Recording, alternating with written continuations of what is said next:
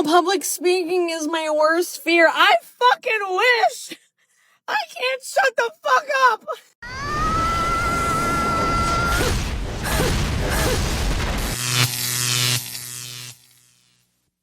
Welcome to The Wall. Today we're going to expose how the modern woman, with all her talk of independence, ends up facing her worst enemy, loneliness. We'll look at everything from the one who silently feels the emptiness of not having started a family, to the one who, in desperation, begs men to go back to acting like simps. Men are no longer giving their attention away for free. Smash that like button. Help us reach 170,000 subscribers by turning on the notification bell. Share your experience and wisdom in the comments. We'll pin the best one for the whole community. And without further introduction, let's get started.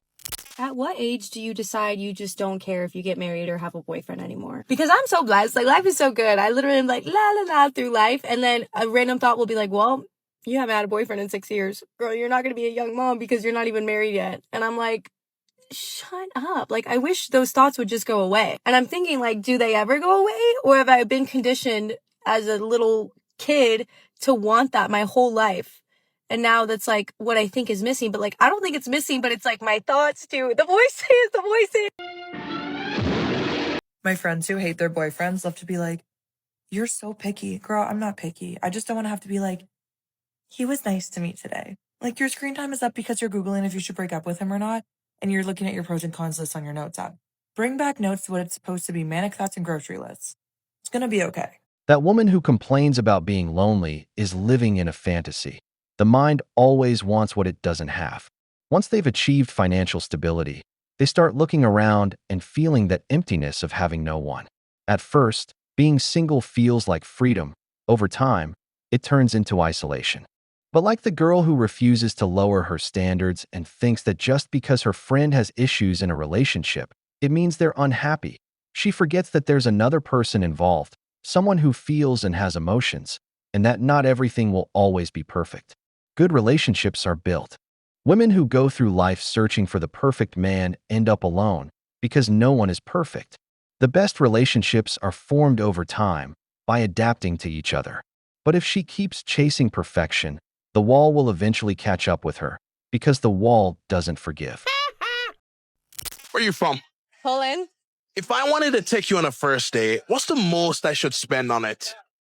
It's never mine. I can go to McDonald's. Like, I can go for a walk. You can spend $0. Right. It's about, again, respect, communication, the way how you treat me, and just if you are nice and put actually an effort to invite me somewhere, not me invite you. So if we had chemistry and I said, hey, let's just hang out and go to the park together, you're fine with that? Yes, 100%. Yes. But why not a $400 first date at Nobu or Gecko? Because it doesn't matter. For me, it doesn't matter. I don't want to see your money. Like, Yeah. I want to see you. If you will talk with me, like with respect, and you're interesting, like about me, myself, like, then that's fine. I don't need your money. I am not like that. Like, I'm cool with just walking with that person and just sitting somewhere and just talk. I prefer to talk. So It's about, I will add, rich heart, no rich wallet. A round of applause for the father of these women. Most women from Eastern Europe tend to think this way. They believe that a man should court a woman. That's really the natural order. But they don't have this mindset like the women around here, where if you don't take them on some amazing date, they won't even consider going out with you. These women don't mind going on a simple coffee date. Because what they really want is to get to know you. And that's what first dates are for. To see if there's chemistry, if you understand each other or feel a connection. After the first date, if you feel that chemistry with her and you like her, then I fully support any man who puts in effort on the second date. Because if you want to win her over, you've got to make the most of your chance. But notice how she says, I'm just interested in getting to know you. I wish there were more women like that.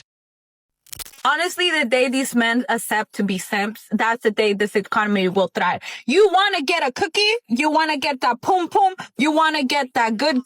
Be a simp. The moment you realize women love simpy men, that's the moment you'll start getting some pum pum. But you're too worried about what your homeboy has to say. And guess what? Your homeboy's not getting anything. Or guess what? Your homeboy's lying about not being a simp. Yeah, boy. Yeah, so be a simp today. Stop it. Get some help. I think scaring women about getting older is a tactic for them to have kids and reproduce, because now that I think about it, all of the happiest, most stylish, coolish, most confident women I know are in their 30s. Like at that point, you kind of stop caring a little bit. You know what looks good on you, so you have great style. You just stop caring. And I'm like, why am I scared about getting older when all of the coolest people I know are way older than me? Like, I'm trying to get like that. You make way more money. Like, yeah, I'm not going to feel bad about aging anymore. You have to laugh. Simp men are everywhere. Believe me, a lot of them have never even seen a pom-pom in real life. I love seeing women describe what they supposedly want in a man and then asking them if any of their exes or the guys they've slept with actually match that description. You'll see that none of them do, because they say they want one thing and go after the complete opposite. And now they come at us with the excuse that men scare them with the whole age thing. Come on. Who's the one bombarding them with surgeries, Botox, egg freezing, miracle creams, filters, and makeup? It's not us. It's them and the industry that sells them the idea that if they don't look 20, they're worthless. The truth is, a man values a more natural woman. But of course, it's easier to blame us than to admit the pressure comes from their own side. And meanwhile, surgeries in girls under 25 are skyrocketing, all because they keep buying into a lie they created themselves. Women. I don't care how single I feel. I don't care how lonely I'll ever get. I am not downloading a dating app, bro. It ain't happening. It's not happening. Will never be the dude or the person that's just swiping away, trying to find somebody to meet up on an app, online. Listen, I get it, right? I get it. You want to meet somebody. Everybody does. If we're being honest, everybody does. I had somebody ask me this the other day. You know, where I'm at right now. How do I feel about being single right now? Honestly, you know, there are days when I love being single and there are days when I hate it. If we're being truthful. But I'm not going to go get on a dating app and try to meet somebody just by some pictures that I see. Are we being for real? Dating is today, a lot of it is because of dating apps. A lot of it is because that people are getting instant gratification. People are trying to spark up a chemistry by looking at somebody's pictures or filtering through pictures online. They're making judgments and assumptions based off, oh, this guy looks weird, or this girl, she looks funny in her picture, so, you know, that she probably a weirdo. What are we doing, bro? We got to go back to the time where we gave people the benefit of the doubt. We got to go back to the time where we want to meet people in real life, where we want to spark up a conversation, where we want to, you know, happen to meet somebody organically. What happened to that? I will never get on a dating app. If you catch me on a dating app, it ain't looking too good. He's right about one thing. Today, both men and women have inflated their standards on dating apps, rejecting people they'd actually consider in real life. The problem is that many are just sitting around waiting for love to fall from the sky. Unfortunately, if you're not part of the top 10% of guys with amazing genetics, then, like every man, you have to make a move to win a woman over. I'm just being realistic. If you're a man, you need to understand that dating apps are a tool, not a magic wand. If you're not putting yourself out there in real life, then at least learn to use the apps properly. Professional photos, a clear and direct bio, and a specific goal to get a date. Yes, women filter hard, but that's the game. The one who knows how to play it has the advantage. In the end, if you work all day and don't have time to socialize, these apps can be your way in. That's why you have to use them strategically to actually meet someone.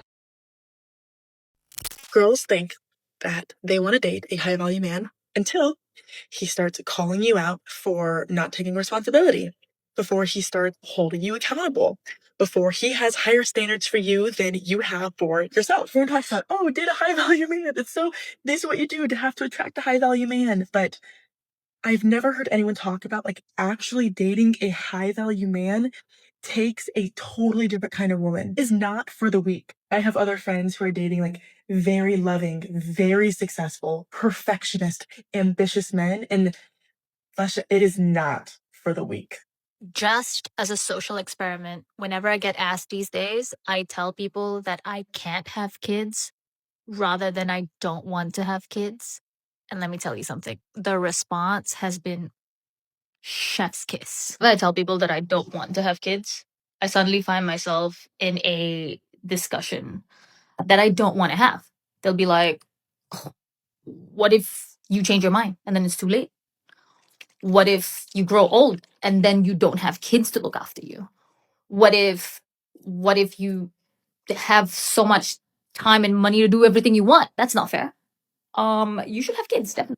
But the weird thing is whenever you say you can't have kids, everyone goes like, next topic. And honestly, it's a life hack, okay? Try it.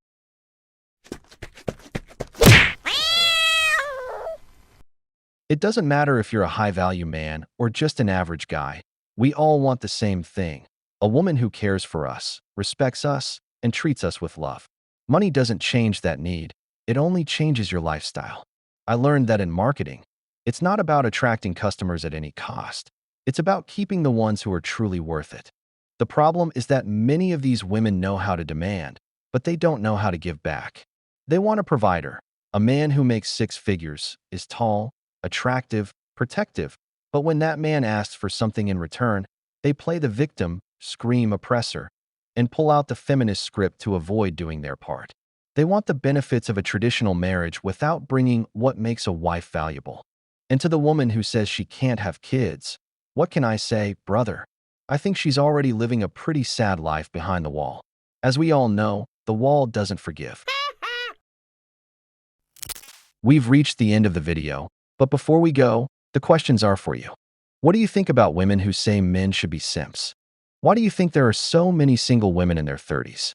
If you enjoyed the video, make sure to give it a thumbs up, subscribe to the channel, and hit the notification bell. Your support means the world to us and motivates us to create more content. Stay tuned for the next exciting video from the wall.